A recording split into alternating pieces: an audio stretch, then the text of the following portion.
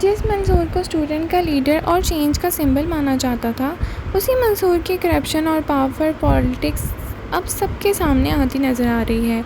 और सबसे इंटरेस्टिंग बात, उसकी तबाही के पीछे उसका दुश्मन नहीं बल्कि उसके करीबी लोग ही हैं। अस्सलाम वालेकुम नाज़रीन, welcome back to my channel. Episode 22 का सबसे पावरफुल मोमेंट वो था जब मंसूर की पॉलिटिकल इमेज को ज़बरदस्त झटका लगा। इलेक्शन जीतने के बाद उसका कॉन्फिडेंस आसमान पर था, लेकिन इसी वक्त उसकी करप्शन और क्वेश्चनेबल डील्स की बातें सामने आ गईं।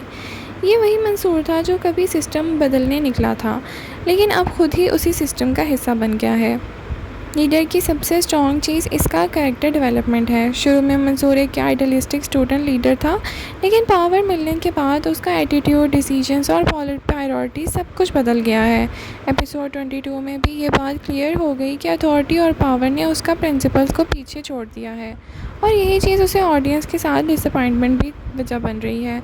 दूसरी तरफ रुबाब और शादा ने मंसूर के ख़िलाफ़ एक स्ट्रॉन्ग फ्रंट बना दिया है। रुबाब का कैरेक्टर इस एपिसोड में काफ़ी एक्टिव था। वो सिर्फ इमोशनल रिएक्शंस नहीं दे रही थी, बल्कि प्रैक्टिकल मूव्स भी कर रही थी। उसे समझ आ चुका है कि मंसूर को रोकना ज़रूरी है, वरना उसकी पावर और डेंजरस हो जाएगी। जेल में होने के बावजूद आगा और करीम दाद हिम्मत नहीं हारते। उनका कॉन्फिडेंस और पॉलिटिकल एक्सपीरियंसेस अब भी गेम को इन्फ्लुएंस कर रहे हैं, और ये दोनों कैरेक्टर दिखाते हैं कि सियासत में कभी भी किसी को भी अंडर एस्टिमेट नहीं करना चाहिए। आज वो जेल में है, लेकिन कल गेम फिर उनके हक में हो जाएगी।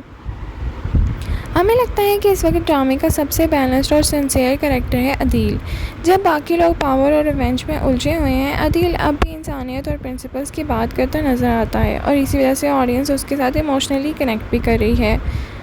अली रज़ा ने मंसूर का रोल बहुत ही अच्छे से ज़बरदस्त परफॉर्मेंस के साथ निभाया है, और उनके एक्सप्रेशन क्लियरली दिखाते हैं कि कैरेक्टर पावर के नशे में किस तरह बदल गया है। किंज़ा हाशमी भी रुबाब का रोल में काफ़ी स्ट्रॉन्ग नज़र आ रही हैं, और उनकी प्रेजेंस काफ़ी स्ट्रॉन्ग है और इम्प्रूव भी नज़र आ रही है। अब सबसे बड़ा सवाल ये है कि क्या मंसूर अपनी पॉलिटिकल पोजीशन बचा पाएगा? क्या रुबाब और शादा उसके ख़िलाफ़ सबूत जान पाएंगे? और क्या आगा जेल से भी गेम को कंट्रोल कर रहा है? तमाम सवालों के जवाब होंगे एपिसोड 22 में। ओवरऑल लीडर एपिसोड 22 ड्रामे का स्ट्रॉन्गेस्ट एपिसोड में से एक था। Political consequences, corruption expose, character downfall और इमोशनल कॉन्फ्लिक्ट सब कुछ देखने को मिला। स्टोरी के क्लाइमैक्स की तरफ बढ़ रही है, और हर एपिसोड के साथ स्टेक्स और भी ज़्यादा हाई होती जा रही हैं। हमारी तरफ से लीडर एपिसोड 22 को मिलते हैं 9 आउट ऑफ 10।